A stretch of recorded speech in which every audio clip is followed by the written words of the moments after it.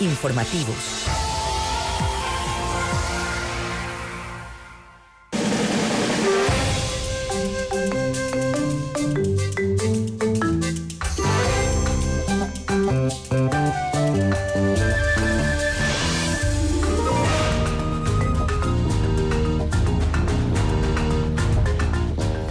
¿Qué tal, amables televidentes? Bienvenidos, un saludo muy cordial. Estamos cerrando una jornada informativa en este martes 25 de marzo del año 2014 y lo hacemos con noticias. Esto es nuestra asamblea, el noticiero de la televisión legislativa del Ecuador. ¿Qué tal, Belkis? Bienvenida.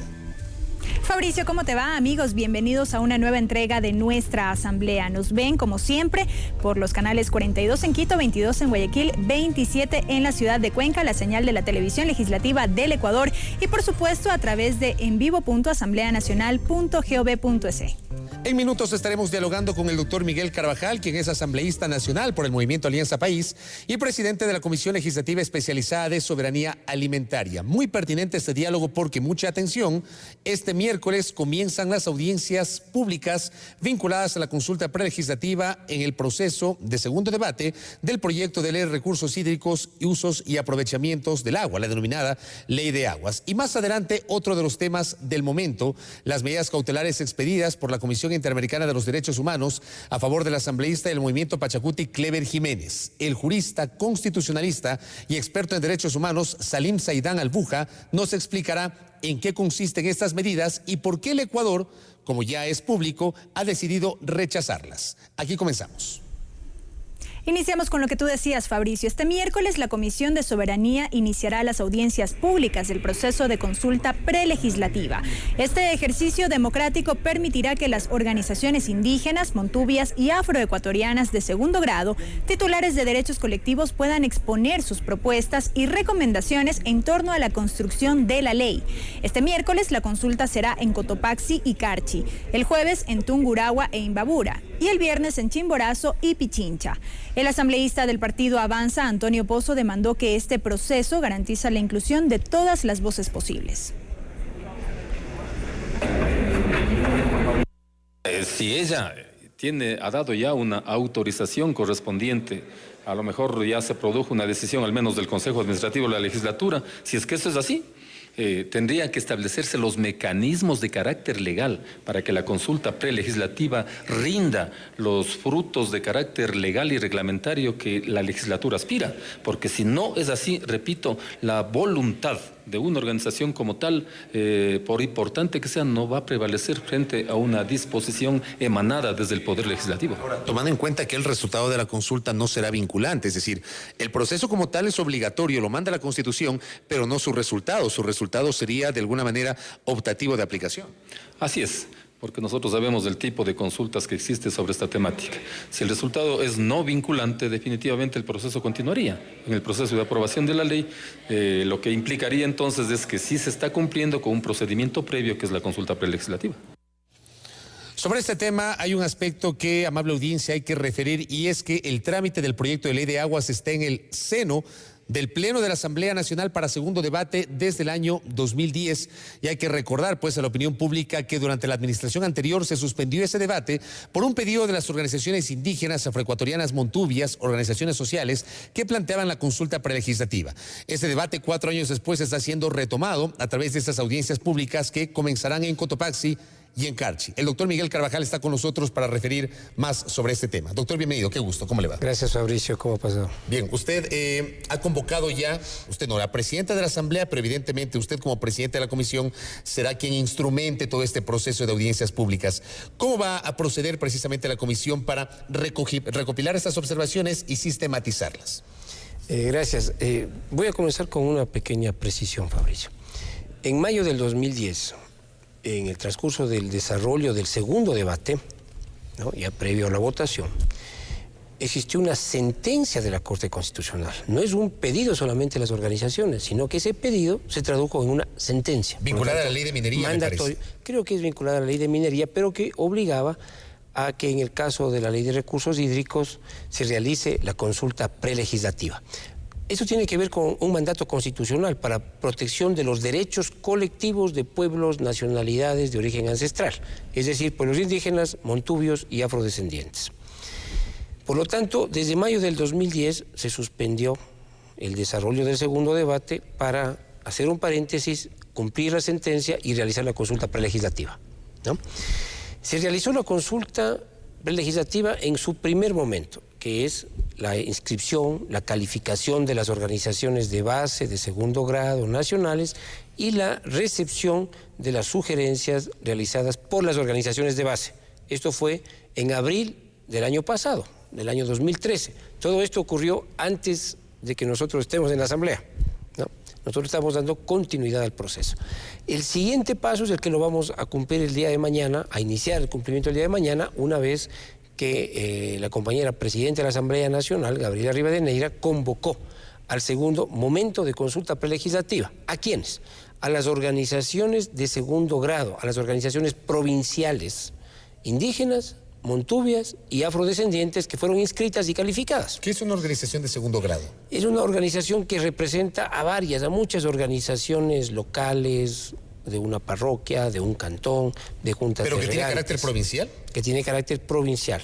Sí, a esto llamamos organizaciones de segundo grado. Es una organización que representa a muchísimas organizaciones de base. Si alguien me habla de la Junta de Regantes de Cotopaxi, esa es una organización de segundo grado. Deberíamos ver a cuántas organizaciones de regantes aglutina.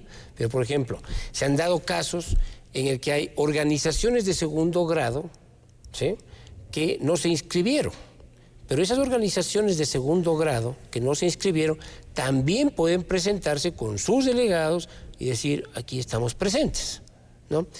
El instructivo de participación ciudadana, que es el organismo legislativo encargado de llevar adelante la consulta prelegislativa, determina que participarán tres delegados por cada una de las organizaciones inscritas y calificadas, o 3 delegados de aquellas organizaciones que, existiendo, no se sienten representadas o no fueron inscritas o calificadas. Nosotros tenemos toda la apertura para que participen los representantes de las organizaciones calificadas y de organizaciones que por cualquier razón no se inscribieron, pero que existen. Es decir, no va a haber una exclusión de aquellos que no se inscribieron. No, porque el instructivo dice que pueden participar aquellos que no se inscribieron y que no se sienten representados de los que están inscritos, ¿no? ¿El espíritu cuál es? El espíritu es que las organizaciones, en este caso de segundo grado, participen a través de sus delegados, pongan sus puntos de vista sobre la mesa, nos digan estamos de acuerdo o estamos en desacuerdo o hay esta otra alternativa sobre los 5 temas que se consultan. Y los temas que se consultan son 5 temas relevantes escogidos por la Comisión Legislativa del periodo anterior. ¿Recuerda usted cuáles son esos 5 temas? Por ejemplo, ¿no es cierto?, las características de las formas ancestrales de administración del agua. Que se respeten las juntas de regantes o las juntas de agua potable que se crearon después. Por ejemplo, ¿qué vamos a hacer con los sitios sagrados o los sitios rituales de agua? Los yacus en el mundo indígena, andino. Lo que está en el texto de la ley es que se respetarán los sitios sagrados y estos serán administrados por las comunidades en cuyas tierras estén. Por ejemplo, cómo aprovechar de manera directa y administrar de manera directa algunas fuentes de agua que estén en territorios, en tierras comunales, ¿no? Evidentemente en coordinación con la Autoridad Única del Agua. Son este tipo de temas los que los que son ya consultados desde hace más de un año y los que vamos a proseguir en esta consulta a nivel provincial. Ahora, ustedes van a llevar adelante en todo el país esta consulta prelegislativa en un cronograma que se va a extender hasta más o menos mediados de abril. Concluidas estas audiencias públicas que forman parte de la consulta prelegislativa, ¿cuál es el siguiente paso? Sistematizamos las sugerencias, los criterios expresados. Ahí me dicen es que no es vinculante y no sirve. No, pues pero es que en algún lugar dicen hay que pagar por la administración del agua. En otros dicen no queremos pagar por la administración del agua. ¿A quién hacemos caso? Entonces, la Constitución manda hacer la consulta. Esta no es vinculante, pero es obligatorio hacer y recabar las opiniones para proteger los derechos, ¿verdad? El siguiente paso es sistematizar todas estas observaciones a nivel provincial y prepararnos para el tercer paso, que es una reunión con las organizaciones nacionales. Ejemplo, la CONAIE, ejemplo, la FEI. La CONAIE es una regional de la Sierra de la CONAIE. La FEI, la FENOCIN, etcétera, ¿no? Me parece que son 12 organizaciones nacionales que están calificadas. Cuando concluyamos el proceso, volvemos a sistematizar y esa sistematización con los consensos, con los disensos que existan, debemos traerla al Pleno para que el Pleno de la Asamblea conozca, ¿sí?, se reactive la discusión de la Ley de Recursos Hídricos y podamos tener una resolución al respecto. El país necesita una nueva ley, en nuestra opinión. La última ley es de 1972, que fue un cambio muy importante por cuanto marcó un hito. ¿En qué sentido? En que el agua es propiedad de todos los ecuatorianos. Ya no hay agua privada desde 1972, de responsabilidad del Estado. Y la Constitución vigente habla del agua como un recurso estratégico patrimonio del Estado ecuatoriano. Me parece que la legislación vigente todavía habla del INERI, si mal no recuerdo. No, pues ya no existe el INERI. El INERI ya no existe. Lo que pasa es que se crearon una serie de instituciones, ¿no es cierto? El INERI, el SNRH, el IEOS para los temas de obras sanitarias, las corporaciones en Manabí, en el Azuay, Cañar y Morona, el tema agrario, me parece. etcétera. Una serie de corporaciones que lo que hicieron es dispersar la institucionalidad del agua. La nueva ley que está en discusión en la Asamblea habla de la Autoridad Única del Agua. ¿Sí? De la Autoridad Única del Agua, evidentemente con niveles de participación social en la formulación de políticas, en la gestión tanto a nivel nacional como a nivel de cuencas y microcuencas. Ahora, los consensos, se entiende, porque son consensos, serán automáticamente incorporados en el proyecto de ley. ¿Qué pasa con los disensos? ¿Cómo los van a procesar? Tienen que ser tratados igualmente. La mayoría de casos de la tabulación que se hizo de la primera fase, en la mayoría de provincias hay consenso con los textos que están en el proyecto de ley que está discutiendo la Asamblea Nacional. Y los disensos hay que plantearlos y ver cómo se los discute. Por ejemplo, muchas organizaciones indígenas han insistido en la necesidad de crear una especie de fondo del agua, ¿sí? Nosotros decimos, bueno, pero ¿cómo va a manejarse el fondo del agua? Porque los fondos de estos del agua han operado en organismos municipales, metropolitanos, el caso de Quito, el caso de Cuenca, que hay un fondo del agua que es garantizar recursos para la conservación del agua, ¿no? Pero también tiene que ver con un periodo en que el Estado ecuatoriano, su institucionalidad estuvo muy debilitada. Ahora tenemos, por ejemplo, un plan de riego. Lo que hay que hacer es financiar el plan de riego, pues, para incorporar 2 millones de hectáreas más a la producción ecuatoriana, a la producción agrícola ecuatoriana. Entonces, esos son temas que deberán ser planteados en el Pleno como acuerdos, como desacuerdos, para que el Pleno los considere y tome las decisiones que corresponda. Lo último, el presidente de la CONAIE, Humberto Cholango, ha anunciado, ha confirmado que la CONAIE sí va a participar en estas audiencias públicas de consulta prelegislativa. ¿Es alentador el mensaje y alentadora la posición de la Confederación de Nacionalidades Indígenas, tomando en cuenta esta suerte de actitud de detracción con la política del presidente Correa? Mire, nosotros el año pasado, el 2013, a solicitud de organizaciones de la CONAIE, de NAPO y de la provincia de Cañar, realizamos 2 audiencias, dos comisiones generales de la Comisión de Soberanía Alimentaria, en NAPO y en Cañar. Y las reuniones fueron muy importantes, enriquecedoras para nosotros. Siempre tiene sus bemoles, pero muy positivas. Y yo creo que ese mismo espíritu mantiene la CONAIE y las otras organizaciones. Creo que a todos los ecuatorianos nos conviene tener una normativa sobre un bien estratégico, fundamental, vital para la sobrevivencia, pero también para la producción, como es el agua, que atañe a todos, ¿no? Que sea un instrumento moderno, contemporáneo, que precise los derechos y garantice los derechos al agua de consumo humano, al agua para la soberanía alimentaria, para procesos de turismo, agroindustriales, etcétera, pero que además tenga normativas claras para proteger las fuentes de agua, para proteger los humedales, para proteger ecosistemas frágiles como el páramo, de donde sale el agua para todos los ecuatorianos, pero al mismo tiempo para prevenir y, si es el caso, para castigar aquellas prácticas inescrupulosas que muchas veces generan contaminación de los ríos, ¿no es cierto?, y de las aguas subterráneas. Y eso va acompañado no solamente inescrupuloso porque a veces la voluntad, pues, sino que a veces también hay falta de recursos. Eso tiene que ir acompañado con recursos, por ejemplo, para mejorar los sistemas de alcantarillado y sus desfogues a los ríos en el país. Ahí es la importancia de este proyecto. Gracias, doctor. Es fundamental. Gracias por la gentileza. Gracias, a Miguel Carvajal, presidente de la Comisión Legislativa Especializada de Soberanía Alimentaria, sobre el inicio de las audiencias públicas de la consulta prelegislativa dentro de la construcción y posterior aprobación del proyecto de ley de aguas. Seguimos con más noticias. Así es, continuamos con más. El Pleno de la Asamblea Nacional se volverá a reunir este jueves 27 de marzo. El Parlamento tendrá 2 sesiones durante la mañana para evacuar 4 temas. Este jueves, la Asamblea Nacional tendrá 2 sesiones plenarias durante la mañana. A las 9:30 se instalará la sesión número 272, en la que se conocerá el informe de la Comisión Especializada Permanente de Justicia y Estructura del Estado sobre la solicitud de indulto presentada a favor del señor Carlos María Morales Franco. El primer debate del proyecto de ley de pasantías y prácticas preprofesionales. Y el segundo debate del proyecto de ley orgánica para la revocatoria del mandato a las autoridades de elección popular. Luego, desde las 11:30, el Pleno de la Asamblea se instalará en la sesión número 243, cuya continuación estaba pendiente desde hace varias semanas. Allí los asambleístas tratarán el informe para el primer debate del proyecto de ley reformatoria a la Ley de Personal de las Fuerzas Armadas. La Comisión Legislativa de Salud inició el análisis de un proyecto de reformas a la Ley de Discapacidades, presentado por la asambleísta social cristiana María Cristina Cronfle. La propuesta busca definir la base del porcentaje que se requiere para considerar que una persona sufre discapacidad.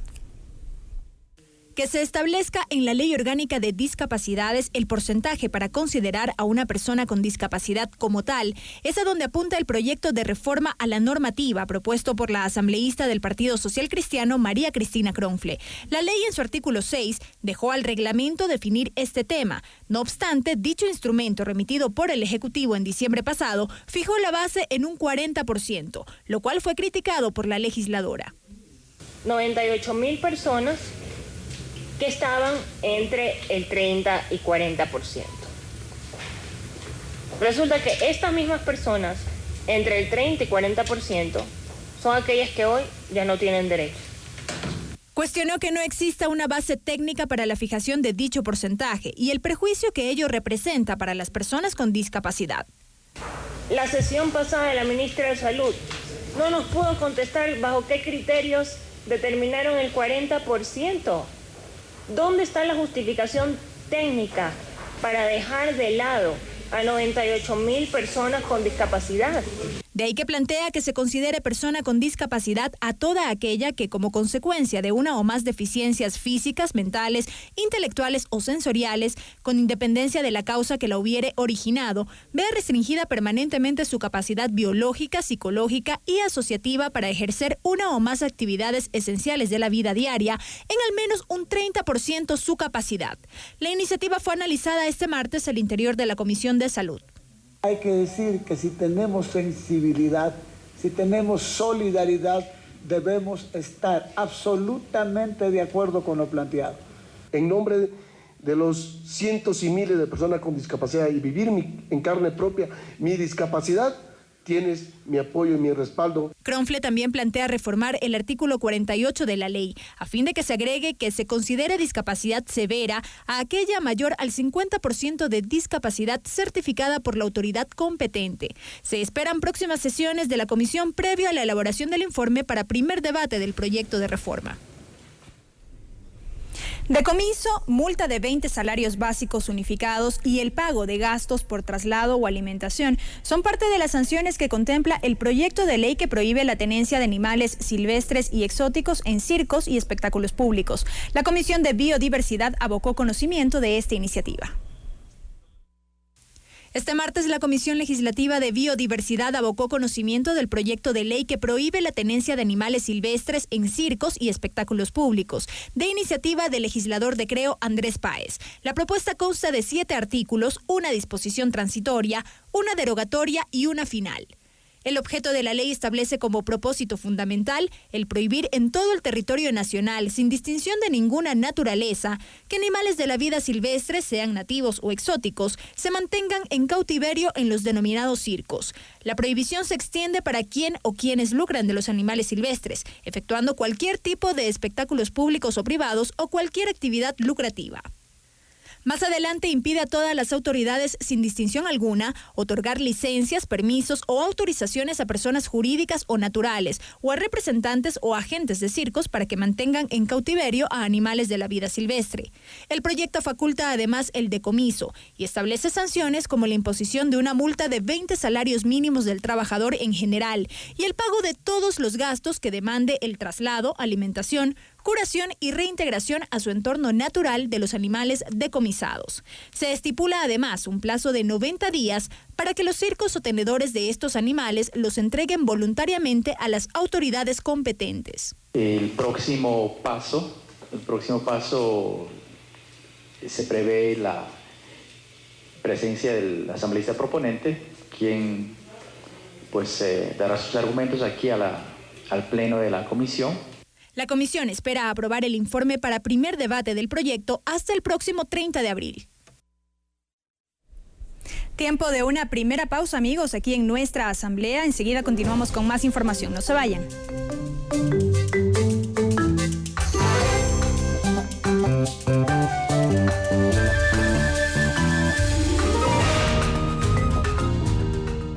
Inicio de espacio publicitario.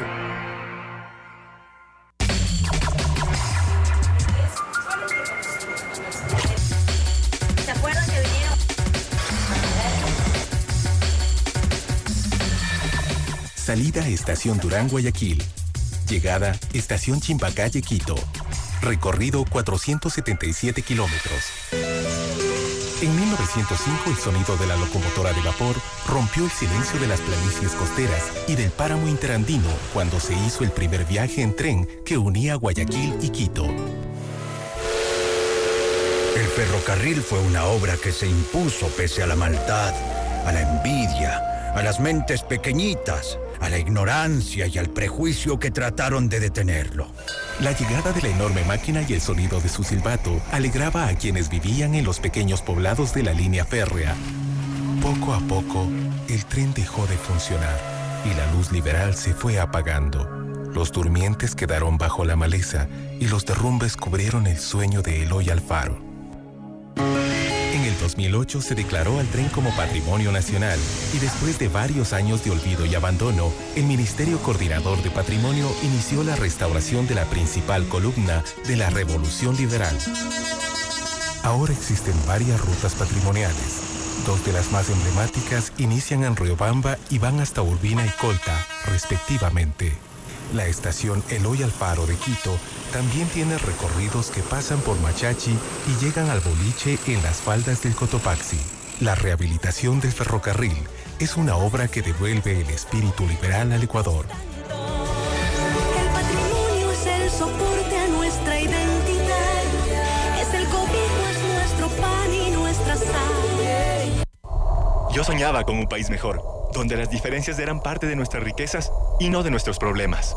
Soñaba con un país más justo, con más oportunidades. Soñaba que teníamos una asamblea que trabajaba en leyes que nos garanticen esto. Y digo soñaba porque ese sueño ya se cumplió. Tenemos esa asamblea. Por eso ahora puedo soñar con cualquier otra cosa maravillosa, como que mi casa flota en el aire. Asamblea Nacional, más de 70 leyes aprobadas en 4 años de trabajo.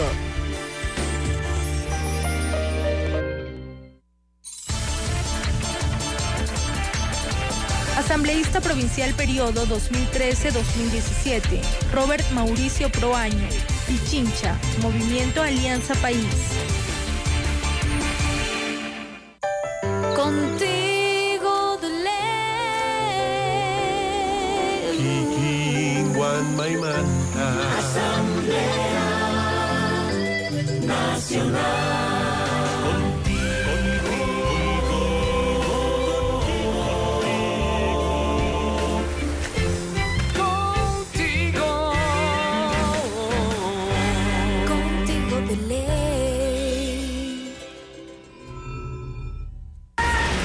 Doña Maggie, estaba hablando bien de usted. Tiene la oreja derecha rojita. La suya también está roja. ¿Verdad? Es porque en la asamblea están hablando bien de nosotras.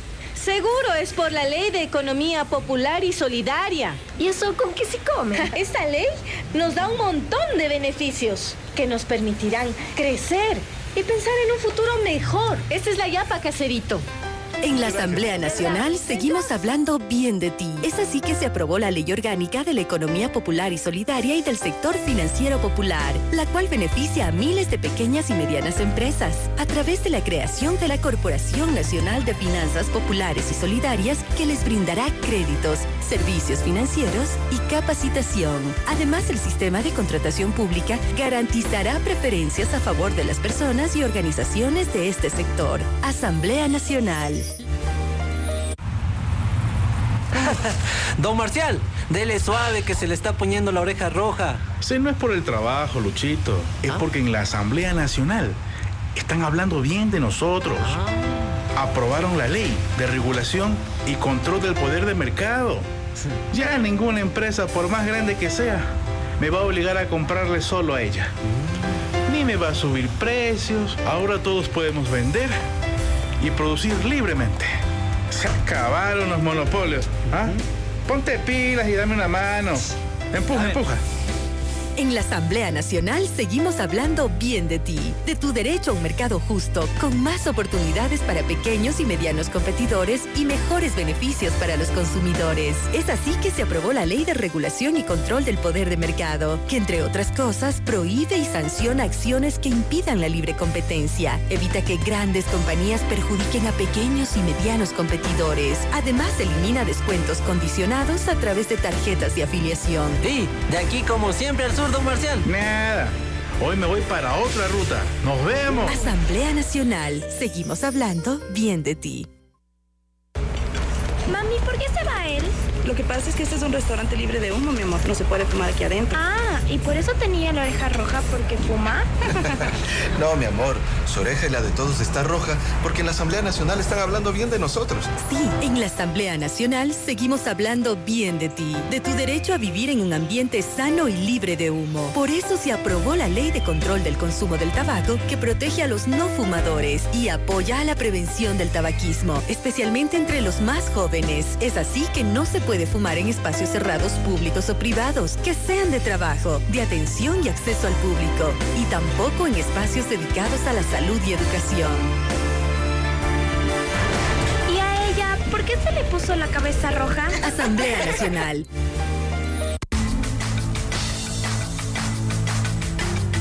Sorprendente y cautivante. Así es la Amazonía del Ecuador, reconocida como una de las 7 maravillas naturales del mundo. Un paraíso natural donde hay mucho por conocer. En ella se encuentra la Ruta del Agua, o Yacuñambi, que atraviesa las provincias de Sucumbíos, Orellana, Napo, Pastaza, Morona, Santiago y Zamora, Chinchipe. Entre los encantos que forman parte de la ruta se pueden nombrar balnearios naturales, cascadas, miradores, ríos y valles de la selva tropical, donde se pueden realizar paseos en canoa, actividades de aventura, observación de flora y fauna, probar una deliciosa gastronomía o conocer la cultura y costumbres de las nacionalidades ancestrales que viven aquí, como los quichua, guaraní, shuar, cofán, entre otros. Bienvenidos a Amar la Vida desde la Ruta del Agua.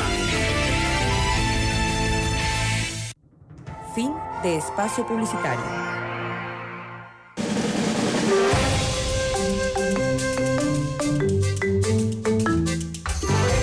Continuamos con más información, amigos. Esto es Nuestra Asamblea, el informativo de la televisión legislativa del Ecuador. La Comisión Interamericana de Derechos Humanos emitió medidas cautelares a favor del asambleísta del movimiento Pachacutic, Clever Jiménez. El organismo dispuso la suspensión de los efectos jurídicos de la sentencia que la Corte Nacional de Justicia impuso al legislador. La decisión de la CID generó reacciones inmediatas en la Asamblea Nacional. En la Asamblea Nacional, Alianza País coincide con el primer criterio expresado por el canciller Ricardo Patiño en su cuenta Twitter.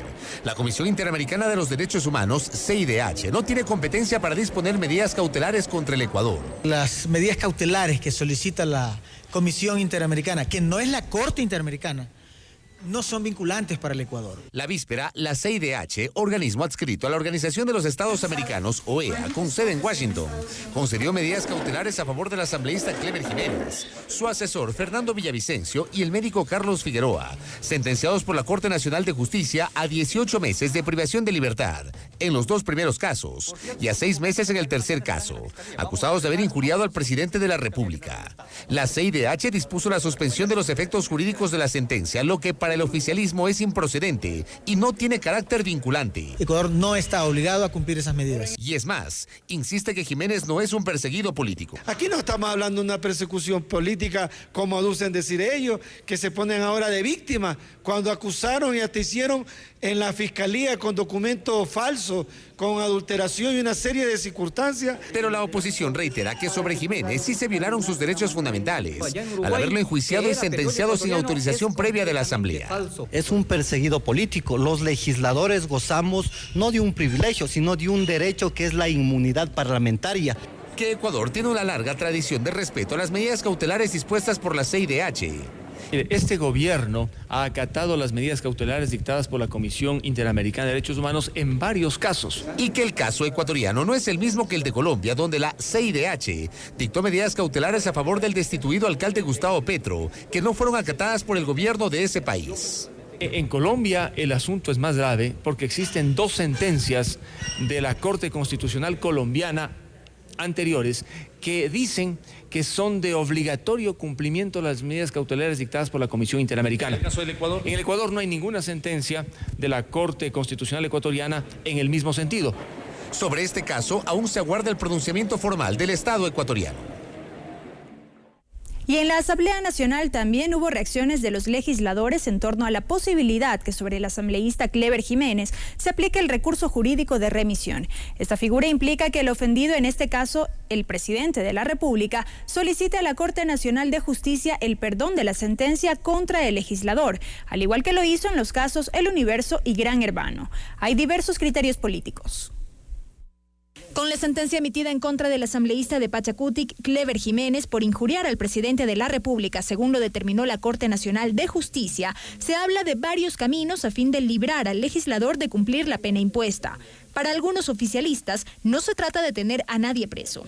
Y menos por una acción privada, sino básicamente el poder que demostrar e insistir que lo que buscaba, lo que se pretendía era que se conozca la verdad y que el país conozca la verdad. De allí que se plantea la posibilidad de solicitar al primer mandatario el perdón. Y que de esa manera se pueda también, se pueda superar y al mismo tiempo asumir las lecciones para la democracia ecuatoriana.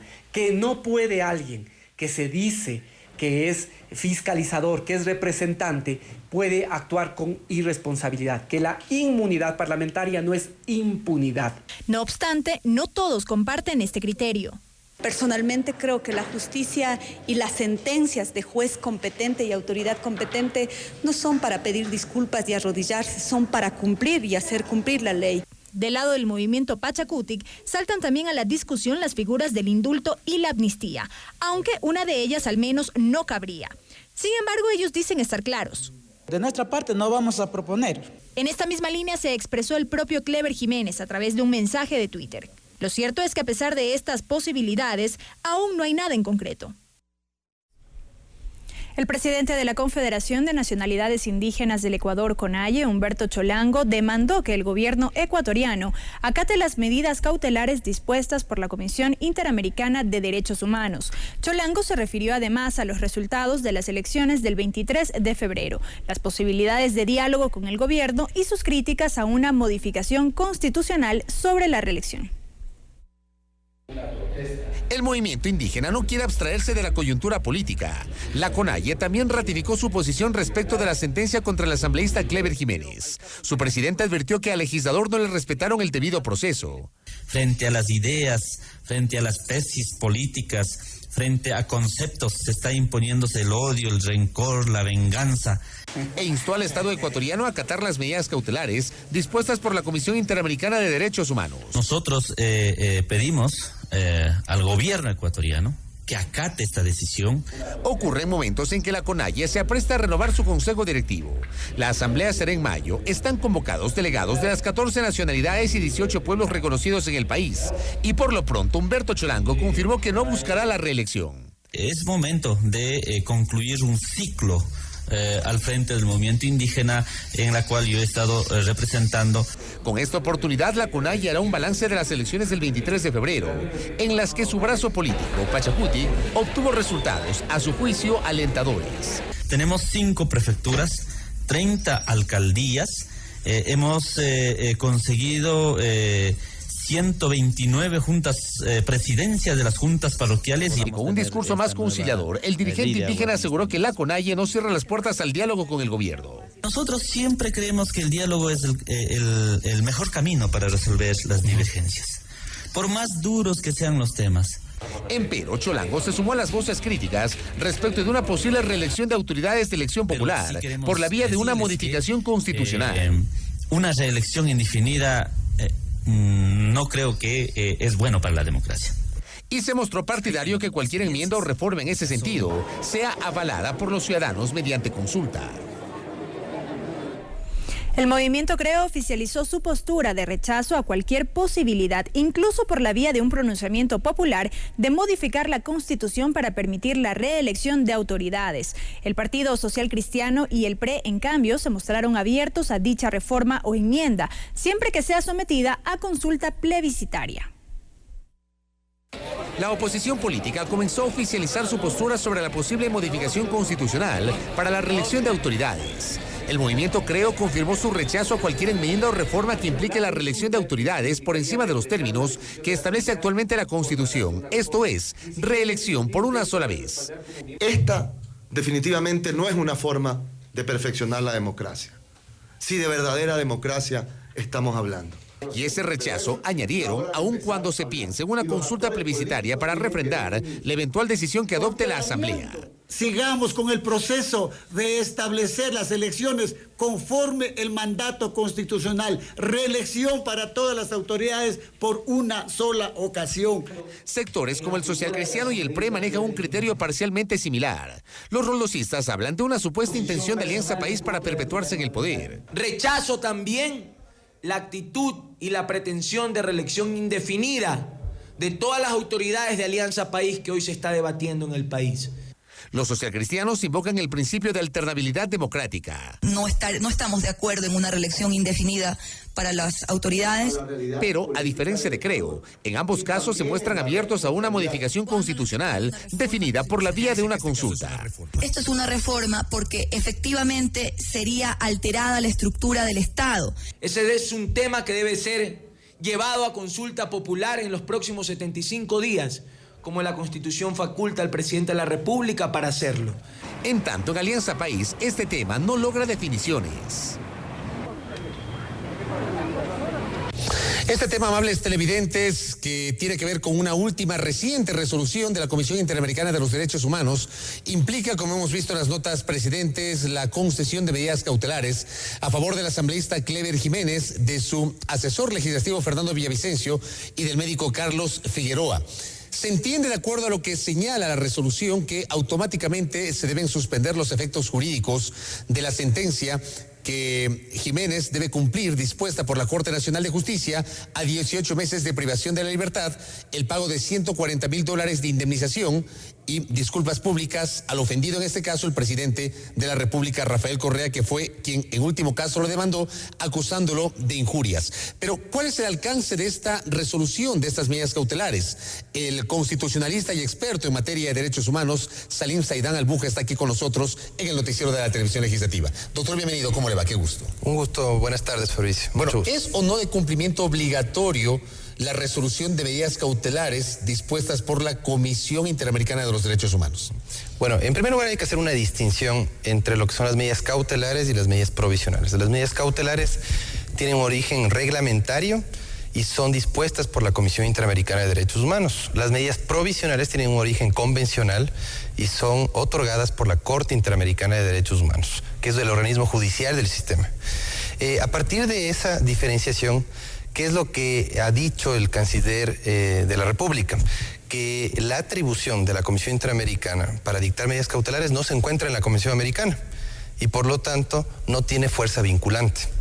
Tenía que haber sido consagrada por la Convención a través de la decisión de los estados que, reunidos en la Asamblea General de la OEA, tenían que aprobar esa atribución a favor de la Comisión Interamericana. Es decir, para recapitular un poco y aterrizar el término, la CIDH no puede disponer al Ecuador: yo pongo medidas cautelares y usted, Ecuador, no puede aplicar una sentencia contra una persona sobre la cual fallamos. ¿Qué es lo que dice el artículo 41 de la Convención Americana en concordancia con el artículo 18 del Estatuto de la Comisión? Enumera las atribuciones, las funciones de la Comisión Interamericana de Derechos Humanos. Y dentro de esa lista de atribuciones no figura efectivamente la capacidad de la Comisión Interamericana de solicitar a los estados parte de la Convención la adopción de medidas cautelares, ciertamente. Por otro lado, no está tampoco claro en el artículo 25 del reglamento de la Comisión Interamericana, que es el que regula esta figura de las medidas cautelares, si es que se puede suspender todo tipo de acto o solamente alguno en específico. Con lo cual quedaría abierta la posibilidad de suspender también actos judiciales, en teoría, si es que aplicamos el reglamento de la Comisión Interamericana. Pero insisto, ¿cuál es el cuestionamiento que hacen las autoridades ecuatorianas? Coincidente con el cuestionamiento que hizo hace una semana el presidente Santos en Colombia, que la facultad de la Comisión Interamericana para solicitar medidas cautelares no se encuentra en la Convención, solo en su reglamento, que fue un acto aprobado por la propia Comisión Interamericana. ¿Quién tiene entonces a nivel internacional la facultad dentro del Sistema Interamericano de Derechos Humanos de dictar medidas cautelares con cumplimiento obligatorio, tomando en cuenta, porque eso es lo que se ha dicho durante la jornada, que Ecuador es signatario del Pacto de San José, es parte del Pacto de San José y por ende es parte del Sistema Interamericano de Derechos Humanos? Lo que establece el artículo 63, numeral 2, si mal no recuerdo, de la Convención Americana sobre Derechos Humanos, es que en casos de extrema gravedad, urgencia y para evitar daños irreparables, la Corte Interamericana, en los asuntos que está conociendo la Corte Interamericana, puede otorgar medidas provisionales. Esa es una posibilidad que le dio la Asamblea General a la Corte Interamericana, organismo judicial, para que disponga medidas provisionales en casos de extrema gravedad y urgencia. Y a veces genera confusión, ¿cuál es la diferencia entre la Comisión Interamericana y la Corte Interamericana? La Comisión Interamericana es un órgano cuasi judicial que se pronuncia a través de informes. La Corte Interamericana es un órgano judicial que se pronuncia a través de sentencias. Los informes no son necesariamente vinculantes, las sentencias de la Corte Interamericana sí son de cumplimiento obligatorio. Efectivamente, la Comisión Interamericana se pronuncia a través de informes que contienen recomendaciones. En cambio, las sentencias de la Corte Interamericana son de obligatorio cumplimiento para las partes en el proceso. Ahora, le pregunto, porque usted conoce estas materias, ¿cuál ha sido la reacción en casos anteriores del Ecuador ante medidas cautelares dispuestas por la Comisión Interamericana de Derechos Humanos? Alguien me decía esta mañana que, por ejemplo, en el año 2009, en el denominado caso Sarayaku, se produjo una decisión, una resolución de la CIDH con medidas cautelares y Ecuador se allanó, acogió esas medidas cautelares. Efectivamente, sí, es razonable la preocupación que tienen algunos sectores académicos, sobre todo, en el sentido de no comprender la variación en la política de cumplimiento de las medidas cautelares, porque antes se implementaban las medidas cautelares en otros casos y en los casos recientes se rehúsan a implementar las medidas cautelares. Efectivamente, en el caso Sarayaku existió un cumplimiento a través del Ministerio de Relaciones Exteriores, la Procuraduría General del Estado. En ese entonces no tuvo un rol muy activo el Ministerio de Justicia, pero también obviamente participó. Posteriormente, a finales del 2009, se expide un decreto ejecutivo por parte del presidente de la República en el que le delega al ministro de Justicia, en ese entonces Gustavo Dark, para que cumpla las medidas cautelares, cumpla las medidas provisionales de la Corte y ejecute las sentencias de la Corte Interamericana. ¿Qué es lo que pasó en todo ese periodo? Se implementaron, entre otras, las medidas cautelares a favor de los pueblos en aislamiento voluntario. Tagari y Taromenane, se implementaron otro tipo de medidas cautelares en otros casos. Por ejemplo, yo recuerdo que en el caso de Alejandro Peñafiel, exgerente del Banco de Préstamos, también se acató una disposición de la Comisión Interamericana de cambio de celda a favor del exbanquero, que había sido beneficiario de una medida cautelar dispuesta por la Comisión Interamericana. Y claro, ahora el discurso es otro. El discurso es desconocer la atribución de la Comisión Interamericana para dictar las medidas cautelares. Lo cual de alguna manera... Eso yo creo que escapa ya al ámbito académico. Es más bien una cuestión política. Es una cuestión política en la que, digamos, los académicos no nos involucramos. Una cuestión política que de alguna manera se relaciona con el discurso manejado por la diplomacia ecuatoriana de cuestionar la forma como ha funcionado históricamente y particularmente en los últimos tiempos el sistema interamericano de los derechos humanos. Y esa también es una preocupación razonable que tienen las autoridades, hay que decirlo así. El nivel de cierto grado de politización que puede tener ciertas instancias de la Comisión Interamericana de Derechos Humanos. Tal vez no todas las autoridades, no todos los comisionados, no todos los que conforman la Secretaría Ejecutiva de la Comisión, pero sí llama la atención la agilidad con la que se tramitan este tipo de solicitudes de medidas cautelares. Por ejemplo, el caso de Cleber Jiménez las medidas cautelares fueron otorgadas de manera muy, muy breve.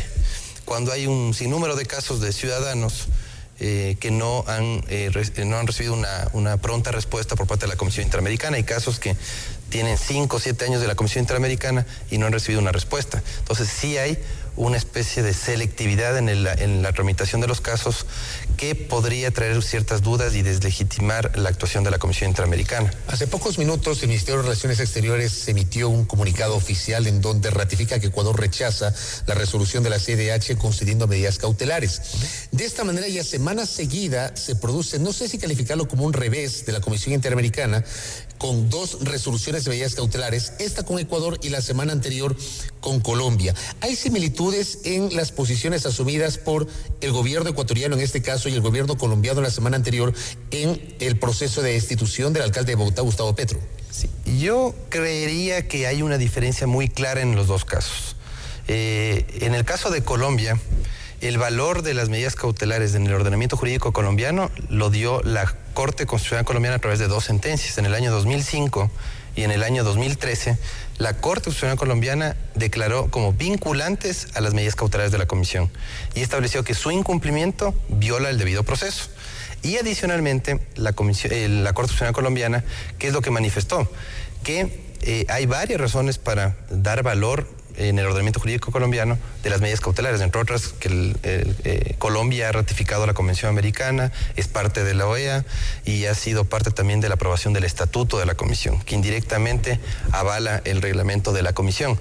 Ese ha sido el razonamiento que hizo la Corte Constitucional Colombiana, que da ese valor, da ese efecto vinculante a las medidas cautelares en el derecho colombiano. Este razonamiento no lo tenemos acá. No existe un equivalente, no existe un pronunciamiento. ¿Nuestra Corte Constitucional no ha emitido un pronunciamiento similar a eso? Tal vez acá la Corte Constitucional, como máximo intérprete de los tratados internacionales, una atribución extraña que yo al menos no la comparto, pero que la tiene. Podría ser que la Corte se pronuncie sobre algún instrumento internacional del sistema interamericano y efectivamente aclare cuál es el valor jurídico, cuál es el valor jurídico que tienen las medidas cautelares en el derecho ecuatoriano. Y obviamente eso debería precisarse de manera técnica, abstraída totalmente de cuestiones políticas, porque en el tema del sistema interamericano sí, el manejo del sistema interamericano se ha contaminado un poco con ciertas apreciaciones de carácter político. Y no solamente hago una referencia a la oposición, sino al sector oficial en general. Creo que tenemos que aunar esfuerzos por fortalecer el sistema interamericano, fortalecer a los organismos y las apreciaciones que hagamos como autoridades, que las apreciaciones que hagamos como sectores de la oposición, sean enmarcadas en estricto derecho, enmarcadas en un lenguaje técnico, abstraído totalmente de cuestiones políticas. ¿Qué es lo que pasó, por ejemplo, en Colombia? En Colombia, el presidente Santos se negó a cumplir las medidas cautelares, entre otras cosas, según se comenta, porque iba a tener un efecto en los otros casos de alcaldes y gobernadores destituidos por la Procuraduría General de la Nación. Y eso hizo que se niegue a cumplir las medidas cautelares para no tener, digamos, una exigencia de igual tratamiento por parte de los alcaldes y gobernadores que habían sido destituidos por la Procuraduría. Eso es un elemento político que no tenía que ser parte de la decisión del Estado colombiano. Que viene a ser una decisión jurídica, exacto, más que política. Sí, entonces la invitación es que las autoridades, la oposición, aúnen esfuerzos más bien para fortalecer el sistema interamericano. Efectivamente, si es que hay que hacer ajustes en la Comisión Interamericana, que los hace falta, se los haga, pero desde un manejo estrictamente técnico e insisto, sin contaminar el manejo de este asunto con cálculos de carácter político. Yo veo, por ejemplo, en el caso del asambleísta Jiménez, que hay una carga política bastante importante que ha contaminado esta decisión. Yo, por ejemplo, veo que el preámbulo de esta resolución de la Comisión Interamericana hace una serie de valoraciones sobre la libertad de expresión, haciendo equivalencias totalmente impertinentes. Por ejemplo, se cita el caso Kimmer versus Argentina, el caso de Herrera Ulloa versus Costa Rica, el caso Tristán Donoso versus Panamá, casos que no tienen ningún tipo de analogía con el caso de Clever Jiménez. Me parece que el asambleísta efectivamente se extralimitó en el ejercicio de su libertad de expresión y se le hizo efectivo una responsabilidad ulterior. Se declaró maliciosa y temeraria su denuncia y a partir de ahí se inició el juicio de injurias. Creo que esta extralimitación dio lugar a esa responsabilidad ulterior y fue perfectamente válido. Ahora, cómo se ventiló el proceso penal a nivel interno será algo que se tendrá que determinar en el proceso contencioso ante la comisión. Pero en medidas cautelares me parece que fue muy prematuro hacer este tipo de razonamiento sobre libertad de expresión.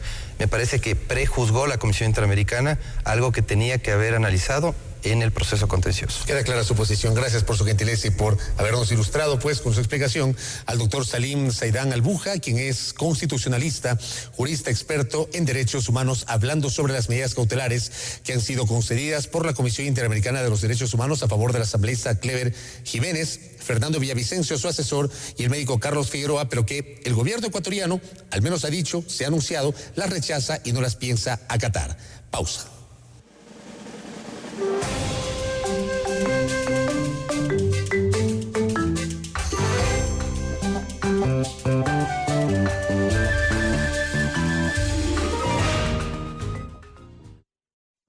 Inicio de espacio publicitario. ¡Dos! Oye, mira el monumento. Tiene la oreja roja. ¿En serio? Mira. Ah, es porque están hablando bien de él y de todos nosotros en la asamblea.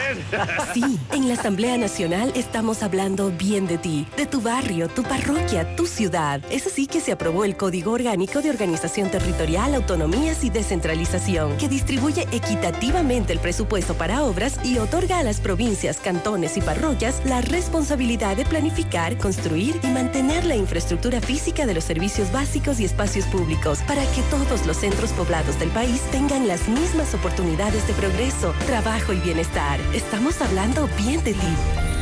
Asamblea Nacional.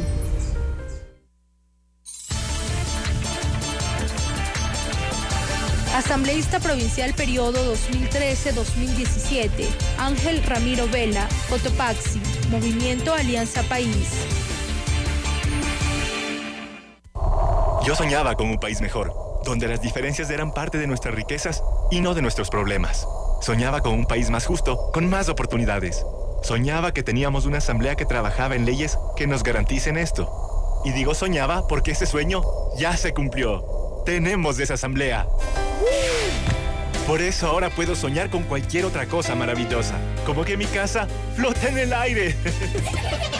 Asamblea Nacional, más de 70 leyes aprobadas en 4 años de trabajo.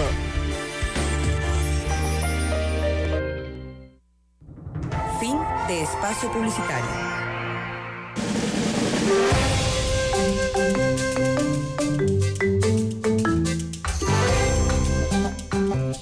Amigos, gracias por su compañía. Continuamos con más información. La Comisión Legislativa de Desarrollo Económico recibirá este miércoles en Comisión General al consultor Javier Abad, experto en temas de energía, con quien analizará el contenido del proyecto de ley del Servicio Público de Energía Eléctrica, remitido por el Ejecutivo a la Asamblea Nacional por la vía ordinaria. La propuesta gubernamental reemplazará a la actual ley eléctrica que está vigente desde 1996 y plantea el establecimiento de una tarifa única de energía a nivel nacional, así como la obligación del Estado para estimular y financiar proyectos de electrificación rural. Igualmente, el proyecto dispone que las 7 empresas de distribución de energía eléctrica que hoy son sociedades anónimas se conviertan en empresas públicas. Se trata de la primera comparecencia que tendrá la comisión en torno a esta ley. 9 asambleístas presentes, señor presidente. Estamos de acuerdo por un motivo. Y este miércoles, la rendición de cuentas de la presidenta de la Asamblea Nacional, Gabriela Rivadeneira, prevista inicialmente para este miércoles, fue diferida para el lunes 31 de marzo a las 11 horas en el Salón José Mejía Lequerica. Se trata de la exposición de los hechos más relevantes de la gestión legislativa en el 2013.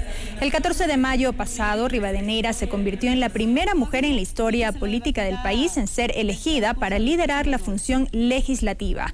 Y desde allí ha llevado adelante una gestión dirigida a una asamblea de puertas abiertas con la ciudadanía. Así también destacar cómo durante su gestión el Parlamento ha logrado la aprobación de varios cuerpos legales que estaban pendientes, como la Ley de Comunicación y el Código Orgánico Integral Penal.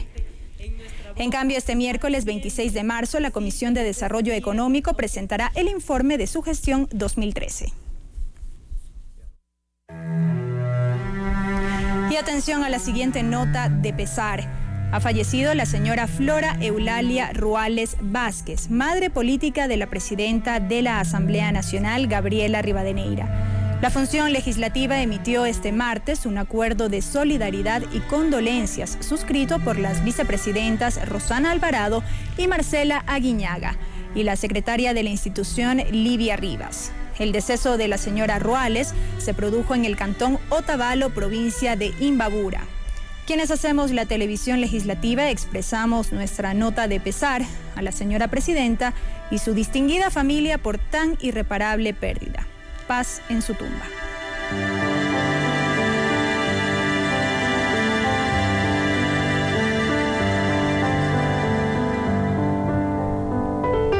Y amigos, así concluyen las noticias en este espacio informativo. Recuerden que ustedes pueden ver el reprise de nuestra asamblea a partir de las 21 horas por los canales 42 en Quito, 22 en Guayaquil, 27 en la ciudad de Cuenca y por supuesto a través de internet por envivo.asambleanacional.gov.es.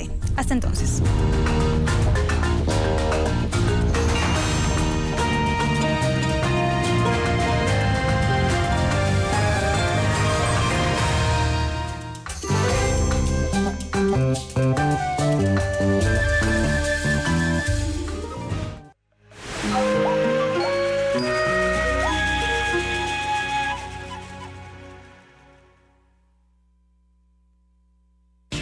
Clasificación A. Apto para todo público. Contenido tipo O. Opinión.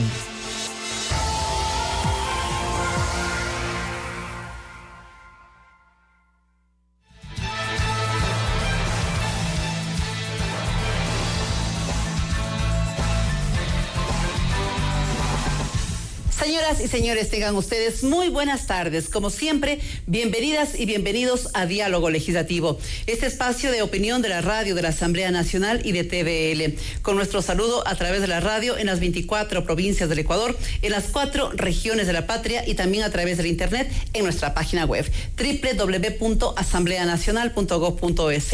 Y en lo que tiene que ver con la televisión, ustedes ya nos sintonizan, ya nos ubican y gracias por hacerlo. En Quito, canal 42, señal abierta. Igualmente, señal abierta en Guayaquil, canal 22 y en Cuenca, canal 27. Diálogo legislativo, en esta oportunidad con un invitado muy especial para la primera parte del programa. Se trata del sociólogo Adolfo Ramírez, él es presidente de la Federación Nacional de Profesores Universitarios y Politécnicos del Ecuador, FENAPUPE. El sociólogo Ramírez visita Quito y hemos aprovechado precisamente de esa visita para contactarlo y programar esta entrevista con él en un momento muy especial para la educación superior en nuestro país. Y vale la pena decirlo, no me puedo callar. Él vive en la provincia de Los Ríos, él es un habitante de Babahoyo y por lo tanto queremos llegar con nuestro saludo a través de la radio en 102.3 en Babahoyo, Quevedo y también en Ventanas. Sociólogo, qué gusto tenerlo aquí con nosotros. Siéntase bienvenido. Doña Nancy, buenos días. Es un honor visitar la Asamblea Nacional a propósito de la gentil invitación recibida por su persona. La Federación tiene la obligación de hacer conocer las actividades gremiales a las que nosotros hacemos regularmente. Y decíamos, viene en un momento muy especial para la educación superior, puesto que ahora se ha descubierto cómo está la realidad de la educación universitaria en nuestro país. Luego de la Ley Orgánica de Educación Superior que se aprobó hace aproximadamente 3 años y medio, la situación de la educación universitaria está en un momento muy especial. ¿Cómo lo calificaría usted este momento? El tema es para bien del país. Yo lo miro desde toda perspectiva. La nueva ley que tiene a nuestro juicio, algunos temas que son posiblemente de cambios, a lo mejor en el futuro puedan irse dando. De hecho, con las autoridades de educación superior hemos dialogado sobre estos temas, justamente. Entre ellos, la tarde de ayer estuvimos en el CENESID conversando con la señorita subsecretaria de la cartera sobre temas del gremio y sobre temas que tienen que ver con la capacitación docente, sobre los estudios para los docentes universitarios, las becas y un sinnúmero de aspectos también gremiales que son importantes. Retomando la pregunta, la ley ha hecho posible que se detecten en todas las universidades del país cuáles son las falencias que tenemos en las universidades para que de alguna manera el CENESID, el CES y su acompañamiento ayuden a mejorar las instituciones públicas de educación superior para que superen esas taras que posiblemente, las califico así, han venido siendo arrastradas durante décadas. Ahí tenemos el caso de la Universidad de Guayaquil, ahora intervenida, la del sur de Manabí, que lamentablemente su rector terminó en un hecho lamentable de un asesinato acusado, la Universidad Luis Vargas Torres de Esmeraldas, que son preocupaciones de todos los profesores universitarios y sobre todo del gremio. No es un asunto que pertenece solamente a ellos. La ley ha hecho posible que cambien este tipo de cosas que antes eran imperceptibles y que siempre cuando había conflictos terminaban en un paro de 2, 3, 4, 6 y 8 meses. Yo recuerdo en la década de los 90, en la Universidad de Babahoyo, donde yo trabajo, en la provincia de Los Ríos, hubo un paro de 8 meses para resolver un problema que se vino dando allí de orden de todo tipo, entre ellos de corrupción, y ese tipo de cosas no pueden continuar en la universidad. Precisamente antes que se apruebe la Ley de Educación Superior, recordábamos un sociólogo que muchos de los paros se superaban cuando se atendía los requerimientos salariales de los universitarios, de los profesores, pero quedaba en segundo plano la investigación, la infraestructura, y todo eso fue sumando y pasó factura. Por supuesto, con el tiempo pasó factura. Cuando viene el actual gobierno, proponen los cambios se dieron, participamos nosotros de la nueva ley de educación, informándonos, criticando, diciendo que sí, diciendo que no, a esto que se ve bien, esto que no. La federación ha estado activa en ese aspecto. Hemos conversado con el CES en más de 3 oportunidades durante el proceso con el señor secretario economista Ramírez. ¿Respecto de la ley? Respecto de la ley durante el proceso de aprobación hasta que se dio a su aprobación. Lo mismo pasó cuando estaba en proceso el reglamento de la LOES y hemos participado activamente. Hay una medida